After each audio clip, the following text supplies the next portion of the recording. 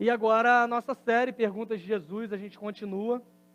Semana passada eu estava fora, estava na conferência da Atos 29, tive a oportunidade de estar ouvindo boas palestras, boas pregações, tive a oportunidade de estar convivendo com amigos que às vezes a gente não tem tanta oportunidade de conviver durante a maior parte do ano. Então, tinha gente de vários lugares do Brasil e do mundo naquele local, e eu tive o privilégio de mais de 1000 pastores presentes. Eu fiquei no quarto com o pastor Cristiano. Fui acordado algumas vezes à noite para orar, orei pela Edna também, porque ele me acordava com alguns barulhos meio estranhos durante a noite, mas graças a Deus está tudo bem, ele está por lá ainda, e se Deus quiser amanhã estará aqui na área, vai vir para Macaé. Irmãos, hoje nós chegamos a mais uma mensagem dessa série, Perguntas para Jesus. A pergunta de hoje, ela é feita de modo indireto a Jesus. Essa pergunta de hoje, ela foi feita, na verdade, de forma mais direta para os discípulos, e ela entra na série por 2 motivos, na verdade 3. O primeiro deles é que Jesus, mesmo a pergunta tendo sido direcionada aos discípulos, ele toma as rédeas do diálogo e ele responde essa pergunta. Segundo lugar, essa pergunta está na série porque a resposta de Jesus nos mostra pontos interessantes que são relacionados ao chamado de Jesus para os seus discípulos. E o terceiro motivo é porque eu quis que tivesse. Eu que fiz a série e falei, vai ser, e não tem outra escolha. E na verdade, esse texto de hoje, ele fala sobre escolhas. Uma escolha feita por Jesus em relação a uma pessoa. Jesus, ele simplesmente escolhe um discípulo. E quando a gente fala de escolhas em relação a pessoas, é bem possível que a sua história possa ser uma espécie de trauma. Sabe quando você ia jogar futebol na sua rua e tinha aquele momento tenebroso do Para o Ímpar, que ia selecionar lá quem ia ser escolhido, quem não ia ser escolhido, e começava aquele momento torturante. Ser preterido numa escolha é uma coisa terrível em certo sentido. 11 pessoas reunidas para jogar futebol na quadra, só tem 10 vagas, e a cada escolha que é feita, você fica assim, eu não quero ser o último, eu não quero ser o último. Dependendo de quem está no time, você fica torcendo para ir para o outro, tem esse tipo de coisa. Mas é fato que é um momento torturante, e ser preterido é horrível. Isso é terrível para a autoestima. Normalmente esse cara que era o 11º, o que ele faz? Compra uma bola e ele vai para lá, e agora ele tira o Para o Ímpar, porque agora ele tem o poder de controlar a bola. E se ele não jogar, absolutamente ninguém joga. E não tem amizade nessa hora da escolha do Para o Ímpar. Pode ser o seu melhor amigo. Se ele for horrível, ele vai ser o último. Pode ser alguém que você não goste. Se ele for bom de bola, com certeza ele vai ser o primeiro a ser escolhido. Depender da escolha do outro é um momento torturante, e nem sempre isso é muito fácil. Para você que não joga futebol, não jogou, não era capaz nem de estar entre os 11 aí para sobrar, eu vou te dar um outro exemplo quando a gente depende da escolha dos outros e nem sempre a gente se dá bem, que é o tal do amigo oculto, o amigo secreto em alguns lugares, não sei como vocês chamam isso, mas eu sei que normalmente é um negócio complicado e todo mundo vai ter uma história, uma reclamação de que comprou um presente muito bom e de repente a pessoa me deu algo que absolutamente não tem nada a ver comigo. Eu comprei um negócio legal, ganhei uma lata de ervilha, sei lá, alguma coisa que não faz o menor sentido, ou alguém confundiu, tirou um nome, achou que tinha tirado outro, e aí comprou um presente de mulher para você, aquela confusão. Todo mundo tem uma história ruim com esse negócio de amigo oculto, ainda mais aqueles de família, de final do ano, sabe? Aquele negócio que está todo mundo, um tio bêbado de um lado, e aquele pessoal ali junto. É um negócio complicado depender da escolha do outro, e pode ser que você seja um pouco traumatizado com isso. Vou te dar um outro exemplo. Tinha um pastor pregando sobre esse tipo de coisa, sobre pessoas que se sentiam preteridas nas escolhas, que quase conseguiam alguma coisa na vida, sabe aquelas pessoas que ficam sempre no quase? Você acha que vai e de repente quando você está achando que vai, criaram até uma expressão agora nova para isso, que é cheirinho, não sei se você já ouviu falar nisso, você fica no quase, achando que vai, mas não vai. Ou aquele tipo de pessoa que é segundo em absolutamente tudo que faz. Eu quase consegui, eu participei de uma corrida, eu quase fui o primeiro, mas eu fui o segundo. E esse pastor, falando sobre isso, ele faz um apelo, de certo modo, emocionado, para você que está aqui e quer deixar de ficar no quase, você que sempre foi segundo e quer assumir o seu protagonismo, é chegado o momento, levanta sua mão que eu vou orar por você. quando ele olha, está o pastor auxiliar no primeiro banco, ele fala, você não. Fica em pé todo mundo, menos o pastor auxiliar, porque aí o negócio ia ficar ruim para o lado dele, não é verdade? Mas depender das escolhas do outro nem sempre é muito fácil. O texto que eu te convido a ler está em Lucas, no capítulo 5, a partir do verso 27, nos revela algumas verdades acerca da escolha que Jesus faz por um homem chamado Levi, que é conhecido também como Mateus, escreveu o Evangelho segundo São Mateus.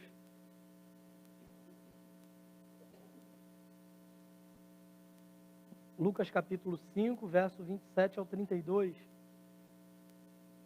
O texto vai ser projetado na Nova Almeida Atualizada, que é a versão que eu leio. Diz assim: depois disso, Jesus saiu e viu um publicano chamado Levi sentado na coletoria e lhe disse, siga-me. Ele se levantou e, deixando tudo, o seguiu. Então Levi lhe ofereceu um grande banquete em sua casa, e era grande o número de publicanos e outras pessoas que estavam com eles à mesa. Os fariseus e seus escribas murmuravam contra os discípulos de Jesus, perguntando, por que vocês comem e bebem com os publicanos e pecadores? Jesus tomou a palavra e disse, os sãos não precisam de médico, e sim os doentes. Não vim chamar justos, e sim pecadores ao arrependimento. Vamos orar? Deus, obrigado pela tua palavra. Pedimos que o Senhor fale aos nossos corações por meio do teu Espírito Santo que em nós habita, nos orientando, nos conduzindo a toda a verdade que há para nós, está em Cristo Jesus. No nome dele nós oramos agradecidos. Amém. Pergunta feita então de hoje é exatamente essa que nós lemos: por que vocês comem e bebem com publicanos e pecadores? E com esse texto nós aprendemos algumas coisas sobre o chamado de Jesus para os seus discípulos, o convite de Jesus ao discipulado. A primeira coisa que a gente aprende olhando para esse texto, já no contexto dele, de forma imediata, que nós lemos no verso 27, é que o chamado de Jesus para o discipulado, ele não se submete a padrões humanos. O chamado de Jesus e o convite que é estendido aos seus discípulos não se submete a padrões humanos. No verso 27, vai dizer que Jesus saiu e viu um publicano chamado Levi sentado na coletoria. Levi era um coletor de impostos. Levi, por conta da sua profissão, era um homem visto como traidor pelo seu próprio povo. Ele era do povo judeu, mas ele trabalhava para o Império Romano, tirando dinheiro do povo judeu e entregando para o Império. Ele recebia um salário alto para realizar esse tipo de trabalho que fazia, mas havia uma prática muito comum, graças a Deus isso ficou naquela época, que é a prática da extorsão.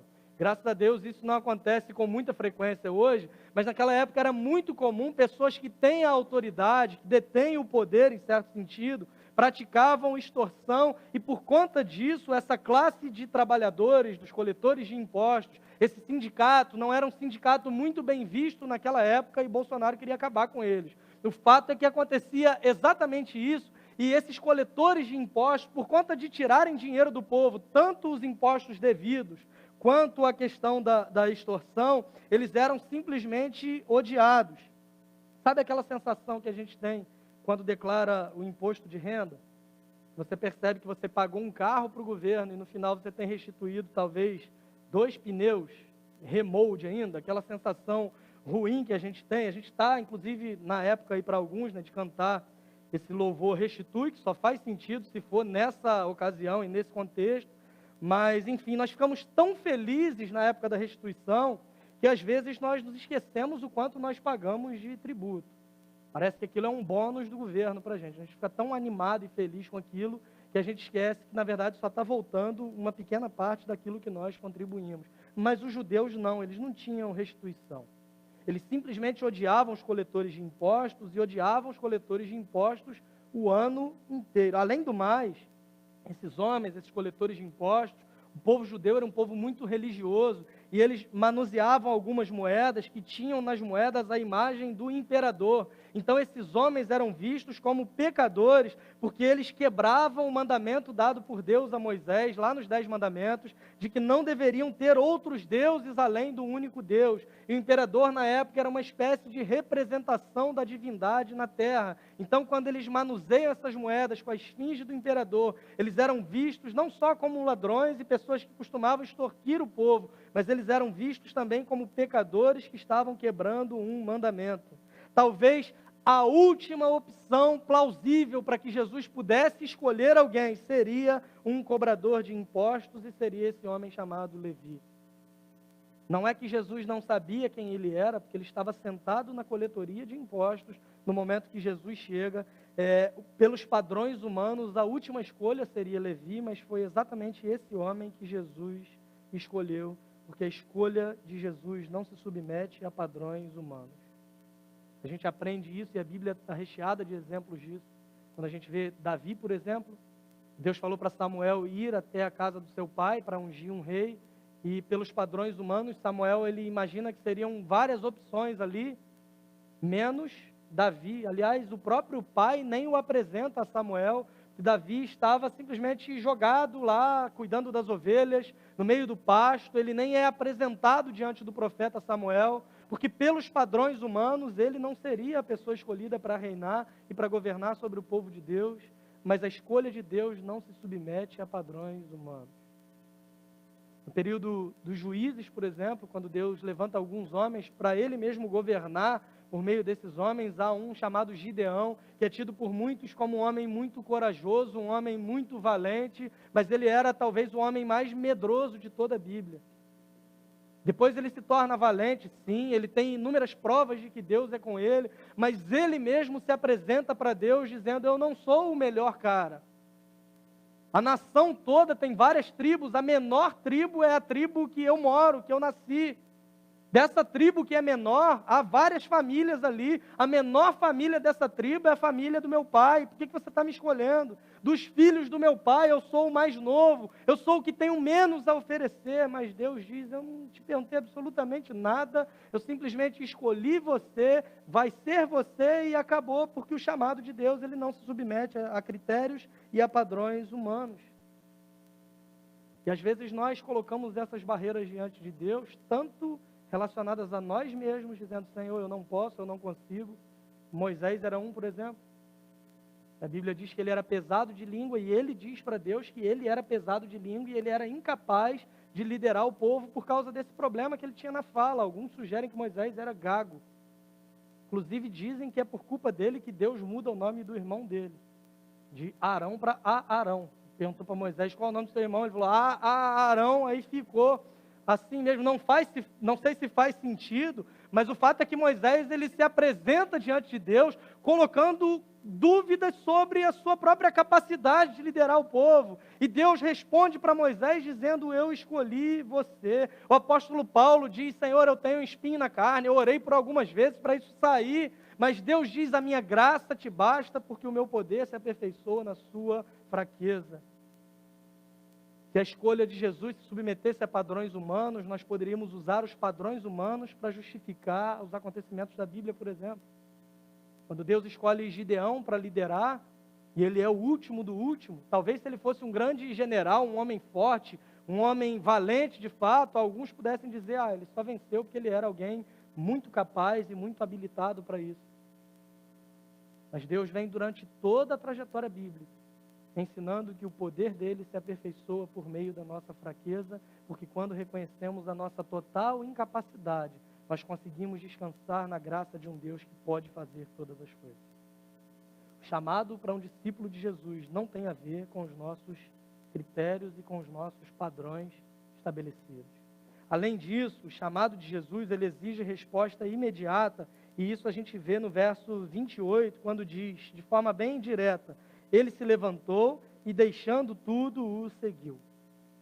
Essa passagem e esse versículo nos faz lembrar do jovem rico de quem nós falamos há algumas semanas. Um homem que procura Jesus para, na verdade aqui é o contrário, é Jesus que vai até Levi, Mas no caso do jovem rico, é alguém que procura Jesus perguntando sobre a eternidade, e Jesus aponta para ele o caminho que ele deveria seguir, e ele simplesmente deixa Jesus para abraçar tudo aquilo que ele possuía. E agora nós estamos vendo um homem que deixa absolutamente tudo para ficar com Jesus, porque entendia que ele é o nosso maior tesouro. Onde você está representado? Você é como o jovem rico ou você é como o Levi? O que é prioridade para você? Jesus ou todas as outras coisas? O que é prioridade para você? Quem Jesus de fato é e a presença dele ou aquilo que ele pode te dar? Jesus é tudo para você? Porque às vezes nós falamos em ser discípulo de Jesus e parece que esse negócio de ser discípulo é algo legal, é algo que dá ibope. Eu me identifico agora como um seguidor de Jesus Cristo, só que ser discípulo de Jesus, muitas vezes, nós nos esquecemos que implica em negar-se a si mesmo, tomar a sua cruz e então segui-lo. Nós achamos legal nos identificarmos como discípulos de Jesus, quando isso não nos custa absolutamente nada. Mas o que a Bíblia nos ensina é que isso nos custa absolutamente tudo, porque ser discípulo de Jesus é primariamente você negar a si mesmo, as suas vontades, os seus desejos, os seus planos, os seus intentos, as suas motivações, as suas aspirações para o futuro, é abrir mão de absolutamente tudo e dizer: Senhor, a minha vida em nada mais é preciosa, porque agora eu quero simplesmente seguir o Senhor, e eu entendo que não há nada mais precioso do que isso. Negar a si mesmo num mundo que prega que o importante é ser feliz, o importante é o prazer pelo prazer, é ouvir o próprio coração. Irmãos, é muito mais difícil do que nós imaginamos. O custo do discipulado é a sua própria vida. O discipulado te custa absolutamente tudo, e é por isso que esse homem ele abre mão de tudo e ele segue Jesus. É uma questão de compreender que para um cristão, a fonte de toda alegria, de todo prazer, de todo sustento, de todo contentamento, não é o teu emprego, não é a tua família, não são as tuas propriedades, mas é o próprio Jesus. Tudo isso te faltar, eu tenho falado isso algumas vezes durante essa série, e só te sobrar Jesus, ainda te faltaria algo? Alguém aqui da igreja me disse alguns dias atrás, ou algumas semanas, que as perguntas elas ficam, de certo modo, martelando a semana inteira na cabeça. E eu pensei assim, que bom, objetivo alcançado com sucesso, objetivo concluído com sucesso.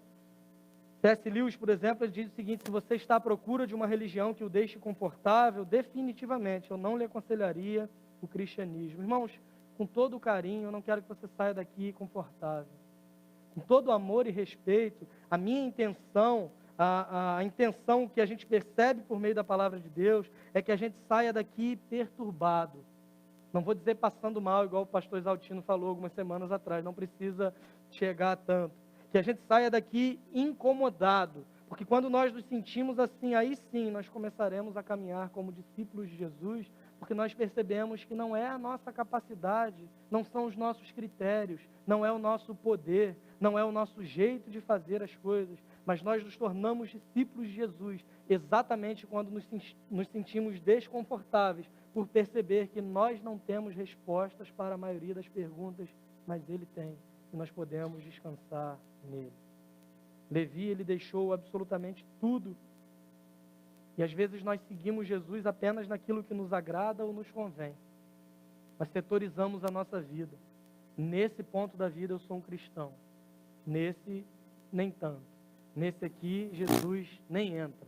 Agostinho de Hipona, conhecido como Santo Agostinho, ele tem uma frase que eu acho fantástica sobre isso, que ele diz o seguinte: se você crê somente naquilo que gosta no Evangelho e rejeita o que não gosta, não é no Evangelho que você crê, mas sim em si mesmo. Se você crê só no que você gosta e rejeita o que não gosta, você não crê no Evangelho, você crê na sua capacidade de discernir o que presta e o que não presta no Evangelho para ser usado na sua própria vida. Mas Levi, não. A resposta desse homem foi simplesmente abandonar tudo, mas foi além disso. Essa resposta de Levi, ela traz consigo novos compromissos. O texto vai dizer que aquele homem ofereceu um banquete e que era alto o número de pessoas ali. Obviamente, o banquete era na casa dele, essas pessoas estavam ali porque foram convidadas por ele. Aquele homem deixou tudo o que fazia de errado, mas ele tem a partir de agora uma postura transformada, convidando essas pessoas para sua casa e levando pessoas a se relacionarem com Jesus. Nós temos falado algumas vezes que um grande problema que a gente tem na igreja evangélica no Brasil é que o evangélico, o cristão, ele é conhecido por aquilo que ele não faz. O evangélico é o cara que não bebe, não fuma, não usa drogas, não faz uma série de coisas, e ele não é conhecido por aquilo que ele faz. E é por essa razão que nós vemos crescer o número de evangélicos no Brasil, mas não há transformação em todas as esferas, porque para algumas igrejas basta que ele pare de beber, pare de fumar, pare de se prostituir para ser um homem exemplar, para se tornar um bom cristão. Não! É óbvio que isso tudo é importante abandonar algumas práticas condenadas pela Bíblia, embora algumas sejam mais questão de religiosidade do que de Bíblia, mas além disso, é fundamental aderir práticas que a Bíblia define como sendo características de um discípulo de Jesus, que é anunciar o Evangelho e levar pessoas a conhecerem Jesus. Ser cristão não é simplesmente abandonar a velha vida, mas é abraçar uma vida de novidade que está disponível para nós em Cristo Jesus. Ser cristão não é deixar de fazer o que é errado, mas é começar a fazer o que é certo e é entender que a partir do momento que você foi chamado por Cristo para se tornar um discípulo, o seu compromisso principal agora é com essa mensagem, não com a sua própria vida. O seu compromisso não é com o seu próprio conforto, mas é com o Evangelho. Levi entende isso de forma perfeita. Ele acabou de ser chamado por Jesus, ele abriu mão de tudo, mas ele começou a aderir a algumas práticas também de levar pessoas a se encontrarem com Jesus. Se você diz que crer no Evangelho, mas o seu coração não queima por isso, o seu coração não arde de desejo de que outras pessoas também conheçam a Jesus, é muito provável que você não creia no Evangelho de fato. Se você entende essa mensagem, de que Deus te amou e entregou o seu próprio filho para morrer por você, embora você não merecesse, e você não compartilha isso por qualquer razão que seja, é muito provável que você não tenha entendido o que é de fato ser um discípulo de Jesus, porque ser um discípulo de Jesus não é o passaporte para uma vida tranquila, onde Ele me dá absolutamente tudo o que eu preciso, não é simplesmente isso. Ser discípulo de Jesus é entender que eu sou chamado para anunciar uma mensagem, e essa mensagem transforma vidas, e eu sei disso porque ela transformou a minha. Spurgeon dizia, todo cristão ou é um missionário ou é um impostor. Não há a menor possibilidade de você ser um cristão se você não se sente compromissado em anunciar essa mensagem. Se você acha que o Evangelho é uma mensagem simplesmente para livrar a tua alma do inferno, mas não resulta em frutos práticos, que é o anúncio da palavra de Deus, é bem provável que você não saiba o que é o Evangelho de Jesus. Então, o chamado de Jesus para o discipulado, ele não se submete a padrões humanos, ele exige uma resposta imediata, e no verso 30 a gente vê um negócio bem interessante, que é o seguinte, ele atrai a crítica dos religiosos.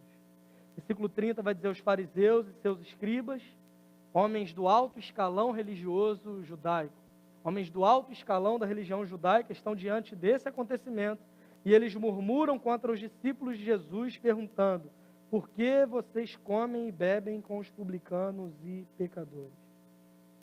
Paulo, escrevendo para um seu jovem aprendiz, Timóteo, sua segunda carta, no capítulo 3, ele vai dizer, portanto, todos os que querem viver piedosamente em Cristo Jesus serão perseguidos. Irmãos, é muito triste, mas normalmente essa perseguição ela vem de dentro e não de fora. Normalmente essa perseguição ela não vem de quem está distante, mas ela vem de quem está dentro e se considera religioso e se considera bom demais, por exemplo. Enfatizamos demais as pessoas que vivem de forma irresponsável, que estão longe de Deus, da igreja, da religião, que não sabem usar a liberdade e vivem nesse estilo de vida pecaminoso, e isso está totalmente errado também, mas às vezes nós olhamos demais para os problemas do outro lá fora e fechamos os olhos para um terrível problema que normalmente está aqui dentro, que é a questão da justiça própria. De gente que se acha boa demais, de vaidade disfarçada de moralismo. de gente que usa o seu próprio bom caráter e os seus próprios bons exemplos como se fosse um ídolo e, na verdade, estão tentando disfarçar uma vaidade que sentem por serem tão bons.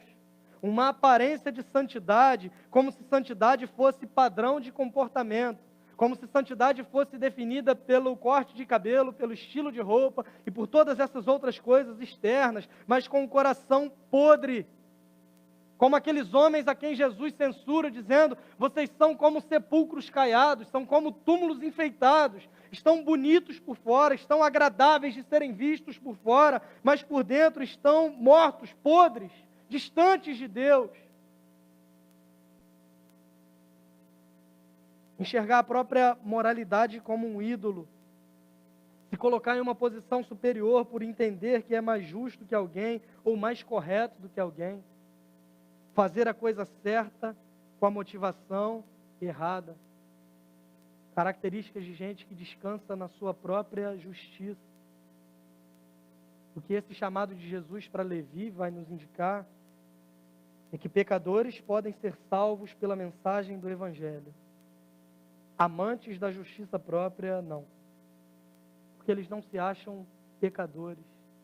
E a gente aprende olhando para a Bíblia que a salvação ela é pela graça. Ou seja, não é uma recompensa para quem é bom, mas é um presente para quem se reconhece como incapaz.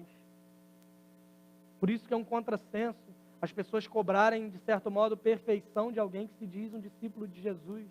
E é muito comum você ter essas cobranças, isso por conta da nossa cultura, e dizer: olha, ainda diz que é crente, ainda diz que é evangélico, ainda diz que é isso, como se fosse exigido de nós uma vida absolutamente perfeita, sendo que é um contrassenso, porque um discípulo de Jesus é aquele que reconhece que não é bom o suficiente e que necessita de forma desesperada de um Salvador.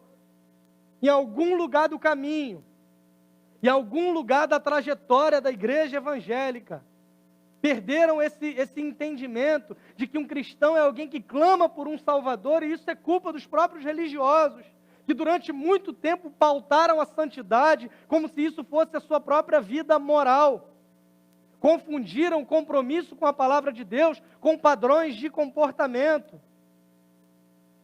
E pessoas têm se tornado cada vez mais religiosas e cada vez menos discípulos de Jesus. Moralistas, amantes da justiça própria, aqueles que acham que a sua própria bondade e capacidade serão suficientes para apresentarem puros diante de Deus. Os pecadores não, eles se reconhecem como pecadores e eles clamam desesperadamente por um Salvador.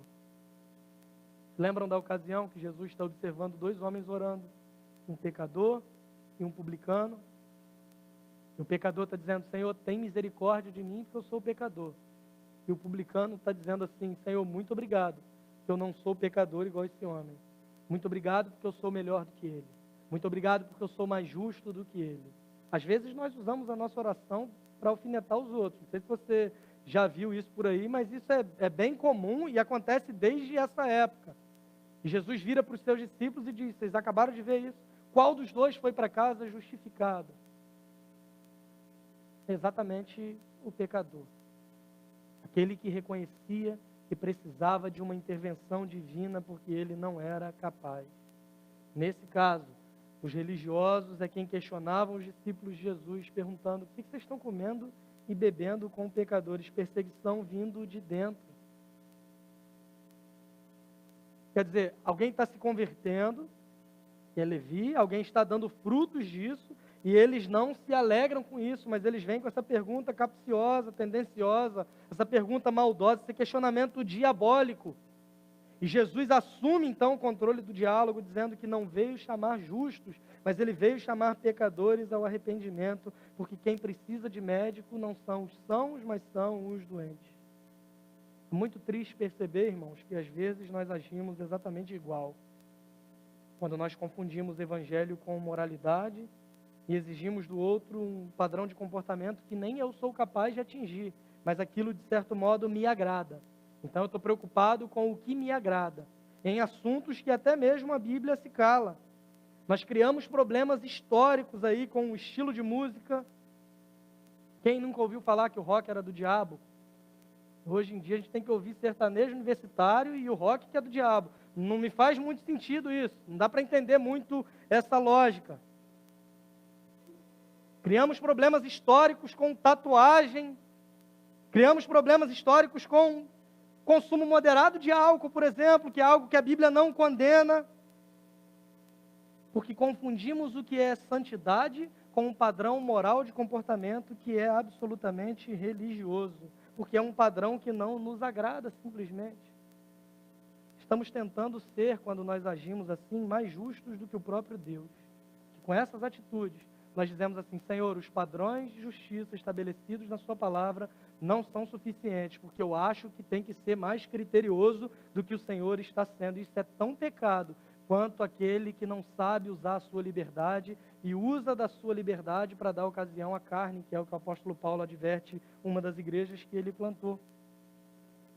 Nos preocupamos tanto com o que nós achamos que o outro não deve fazer, que nós nos esquecemos de dedicar tempo àquilo que nós devemos fazer e entramos num ciclo infinito de sermos conhecidos por aquilo que não fazemos, de termos a nossa identidade pautada naquilo que nós não somos, ao invés de sermos reconhecidos pelo que fazemos e ao invés de termos a nossa identidade pautada em quem nós somos, filhos amados de Deus, adotados por meio de Jesus Cristo, única e exclusivamente por causa da sua graça. Sabe a diferença de Levi para os fariseus? Levi sabia que precisava desesperadamente de um Salvador. Por conta disso, ele se arrepende. Por conta disso, por meio da fé, ele se apropria da justiça que é de Cristo. E esse é um retrato de um cristão. Alguém que reconhece que precisa de um Salvador. Não exige a perfeição do outro. É óbvio, irmãos, que a partir do momento que nós professamos a nossa fé em Jesus Cristo, quem nos faz confessar que Jesus Cristo é o Senhor, quem nos convence do pecado, da justiça e do juízo é o Espírito Santo. E obviamente que o mesmo Espírito Santo que nos converte e nos traz a Cristo é o mesmo Espírito Santo que vai transformando a nossa vida dia após dia. Não é uma mensagem também de dizer, eu digo que creio e agora eu posso viver da forma como me agrada. Absolutamente não. Mas a grande questão é que nós exigimos demais do outro o que ele não deve fazer e nós nos esquecemos do nosso próprio compromisso com anunciar a mensagem do Evangelho e não uma mensagem de imoralismo.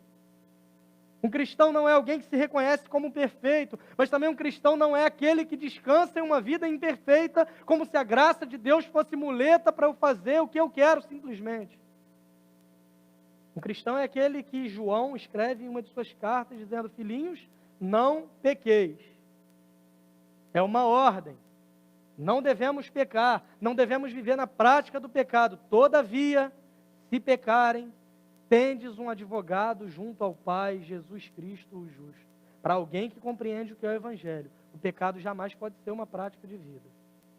O pecado é uma anomalia.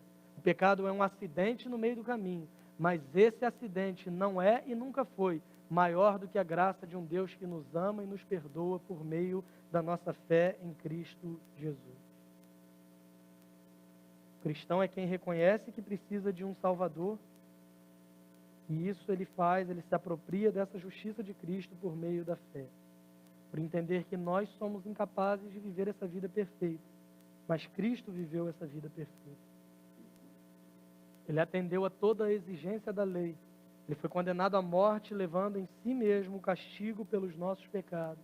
E ele ressuscitou ao terceiro dia, provando que o sacrifício foi aceito por Deus. E por meio da sua ressurreição foi criado um novo e vivo caminho para Deus, pelo qual nós podemos entrar.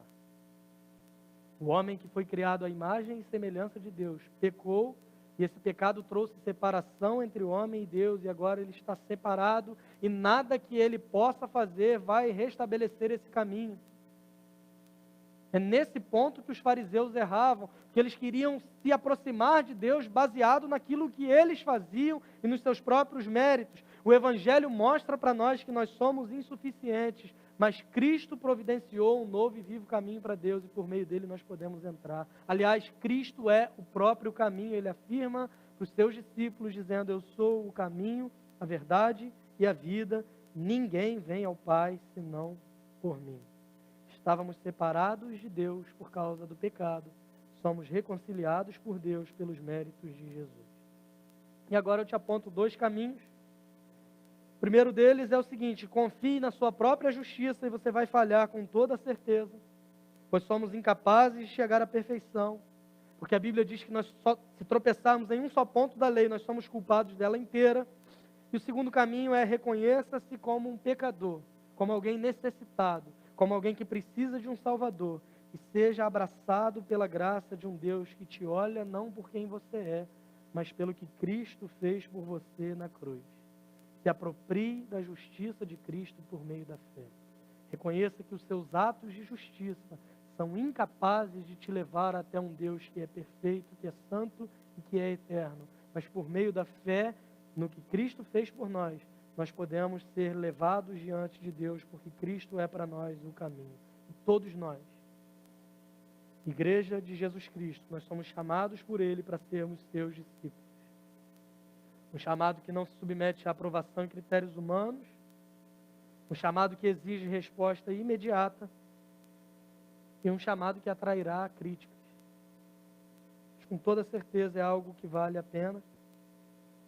Somos chamados por Deus para sermos seus discípulos por meio do que Cristo Jesus fez por nós na cruz do Calvário. Porque na cruz nós temos a noção do quanto nós somos pecadores, a ponto de Deus enviar o seu Filho para morrer por nós. Mas a cruz nos mostra também o quanto nós somos amados por Deus, a ponto de Deus enviar o seu Filho para morrer por nós. Por meio da cruz nós fomos chamados e atraídos de modo irresistível para Deus por meio da sua graça. Porque na cruz nós aprendemos que a graça é maior do que a nossa capacidade de pecar. Porque onde abundou o pecado, superabundou a graça de Deus. E a manifestação maior da graça de Deus nos é dada por meio da cruz de Cristo. Por ela fomos chamados, por ela fomos atraídos, nos aproximamos diante de Deus, não por quem nós somos, mas por crermos nos méritos de Cristo Jesus. Que Ele nos abençoe.